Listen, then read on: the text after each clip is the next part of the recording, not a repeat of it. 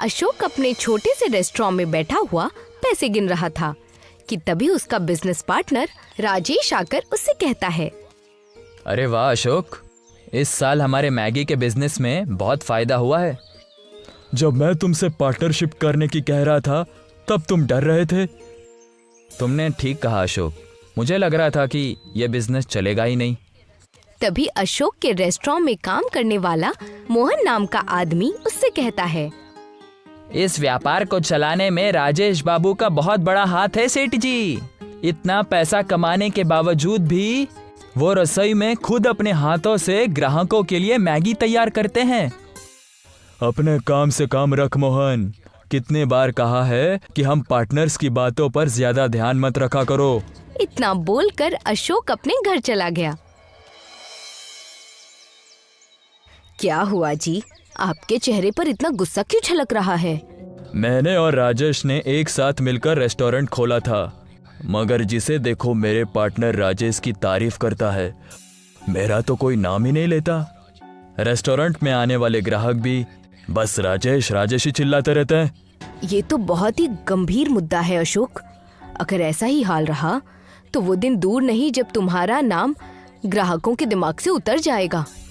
और अगर किसी दिन राजेश ने उन्हें कारोबार से अलग कर दिया तो तुमने सोचा है कि तुम्हारा क्या होगा? ये तो मैंने कभी सोचा ही नहीं। तुम मेरी बीवी हो, तुम बताओ मैं क्या करूं? देखो, कारोबार अपनी जगह है और दोस्ती अपनी जगह। तुम पूरी तरह से प्रोफेशनल बन जाओ। राजेश तुम पर बहुत ज्यादा यकीन करता है। तुम कहना क्या चाहती हो? अरे बेवकूफ, कब अकल आएगी तुम्हें? अरे राजेश दिन में इतने सारे पेपर साइन करता है, किसी दिन ब्लैंक पेपर पे साइन करवा लो। उसके बाद राजेश जिंदगी भर तुम्हारे आगे पीछे घूमता रहेगा और उसकी सारी प्रॉपर्टी मेरे नाम कर दो। अरे वाह, आज तुमने तो ये साबित कर दिया कि हर आदमी के पीछे उसकी पत्नी का हाथ होता है। अगले दिन अशोक राजेश के घर पर चला गया, मगर उसने देखा कि राजेश कहीं जाने की तैयारी कर रहा था। क्या हुआ राजेश, तुम कहीं जाने की तैयारी कर रहे हो? अरे हाँ अशोक, क्या है ना, कुछ दिनों पहले मैंने एक संतरे का छोटा सा बगीचा खरीदा है। मैं अपनी बीवी और बेटी संध्या को वही दिखाने जा रहा हूँ। राजेश की बात सुनकर अशोक मन ही मन बुरी तरह से जल गया। अच्छा, तो अब ये संतरे का बगीचा भी खरीदने लगा। मेरी बीवी ने मुझे बिल्कुल सही रास्ता बताया है। अशोक मुस्कुराकर राजेश की ओर देखता है। ये कुछ बिजनेस के डॉक्यूमेंट्स है, तुम्हारे सिग्नेचर होने बहुत जरूरी है। एक बार इन्हें पढ़ लो। कैसी बातें कर रहे हो दोस्त, भरोसा नाम की भी कोई चीज होती है? तुमने आज तक मुझसे जिस भी पेपर पर साइन करवाए हैं, क्या मैंने कभी भी वो पढ़े हैं? तो अब क्यों पढ़ूंगा, साइन कर देता हूँ। इतना कहकर राजेश ने सारे पेपर्स पर साइन कर दिए। अशोक खुश होता हुआ वहाँ से चला गया। राजेश अपने परिवार को संतरे का बगीचा दिखाने के बाद अपनी कार से घर लौट रहा था कि तभी उसने देखा रोड पर एक आदमी घायल हालत में पड़ा हुआ था और एक 10 साल का बच्चा बुरी तरह से रो रहा था। राजेश तुरंत कार से बाहर निकलकर उस बच्चे से कहता है, क्या हुआ बेटा, कौन है ये और ये घायल कैसे हुए? ये मेरे पिताजी है।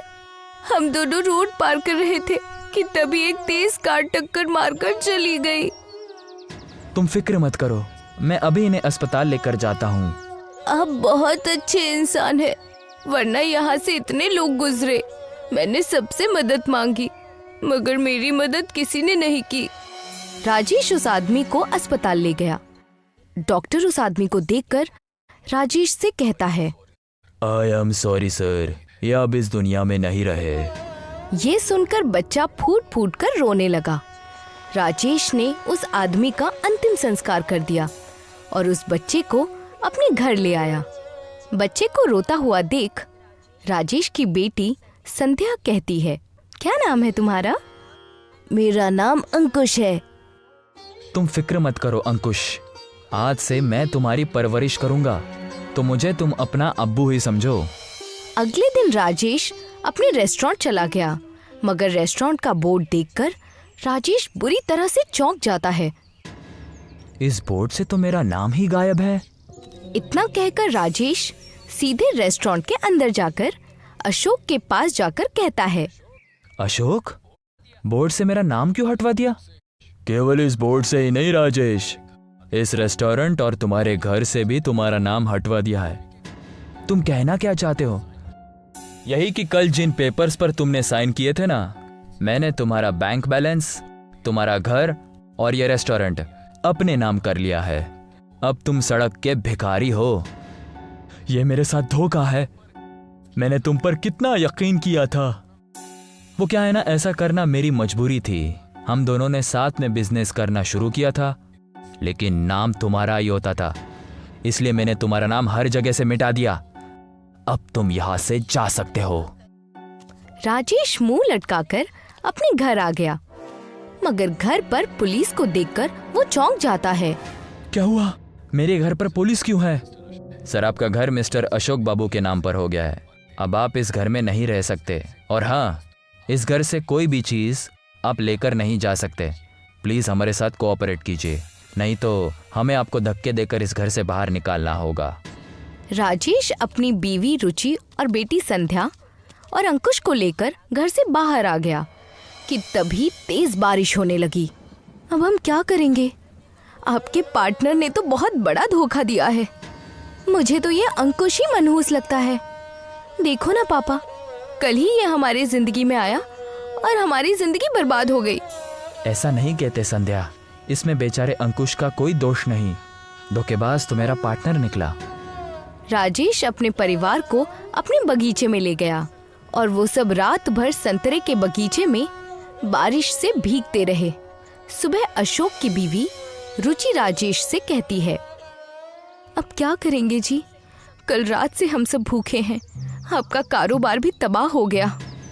मेरी जेब में फूटी कौड़ी भी नहीं है रुचि, तब तक इन्हीं संतरों को खाकर काम चला लेते हैं। इतना बोलकर राजेश ने उस दरख्त से एक संतरा तोड़ लिया, मगर जैसे ही उसने संतरे को छीला तो सामने का दृश्य देखकर उसकी आंखें हैरानी से फटी की फटी रह गईं। संतरे के अंदर गर्मा गर्म मैगी मौजूद थी। ये क्या पापा, संतरे के अंदर मैगी? ये तो चमत्कार है। तभी राजेश ने देखा कि जो संतरा उसने तोड़ा था वो दोबारा वहां पर फिर से उगाया। राजेश मुस्कुराता हुआ अपने परिवार की ओर देखकर कहता है, ये कैसे हो रहा है ये तो मुझे नहीं पता, इसके बारे में तो बाद में पता लगाऊंगा, लेकिन मैगी की खुशबू बता रही है कि ये बहुत ही अच्छी कीमत पर बिकेगी। लेकिन राजेश, हमारे पास तो कोई जगह भी नहीं है। हिम्मत मत हारो, हमारा ये बगीचा हाईवे के किनारे है। हम यहीं पर छोटा सा लकड़ी का रेस्टोरेंट बनाएंगे और संतरा मैगी बेचेंगे।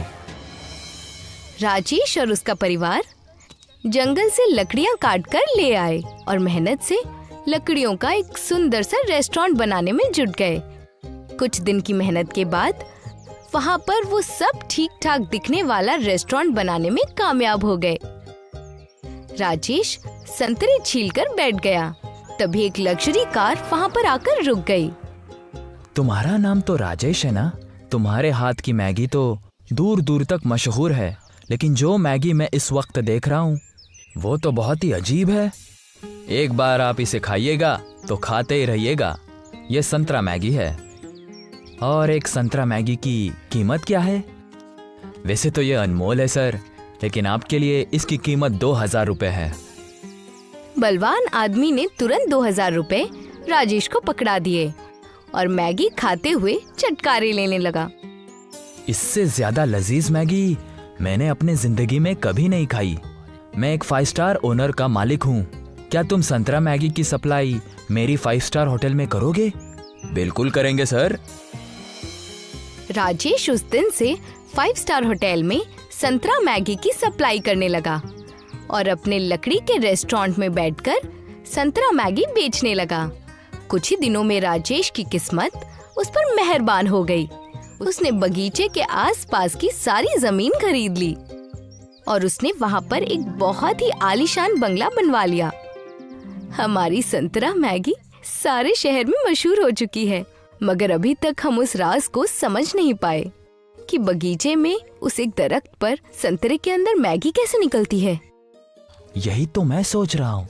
हम सब रात के वक्त जितने भी संतरे तोड़ते हैं, अगले दिन वहाँ पर संतरे फिर से उगाते हैं। तभी रुचि की नजर मुस्कुराते हुए अंकुश पर पड़ी, जो संध्या के साथ खेल रहा था।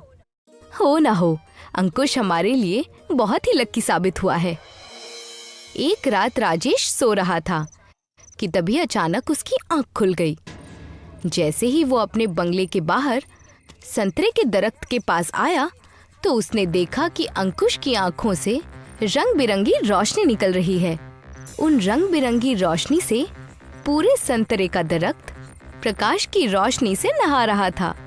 राजेश हैरानी से अंकुश की ओर देखकर कहता है, ये तुम क्या कर रहे हो और कौन हो तुम? तभी अंकुश राजेश की ओर देखकर कहता है, मुझे पता था कि एक न एक दिन मेरा राज आपके सामने आ ही जाएगा। आपके संतरे के दरख्त पर जो मैगी निकलती है, उस चमत्कार को मैंने ही किया है। दरअसल मैं और मेरे पापा इस पृथ्वी के नहीं बल्कि दूसरे ग्रह के वासी थे, जो कि इंसान बनकर यहाँ पर घूमने के लिए आए थे। मगर मेरे पापा एक्सीडेंट में मारे गए। तुम्हारे अंदर इतनी इंसानियत थी, इसलिए मैंने तुम्हारी मदद की। अब मेरे जाने का वक्त हो गया है, लेकिन तुम्हारे इस जादुई संतरे के दरख्त से मैगी हमेशा निकलती रहेगी।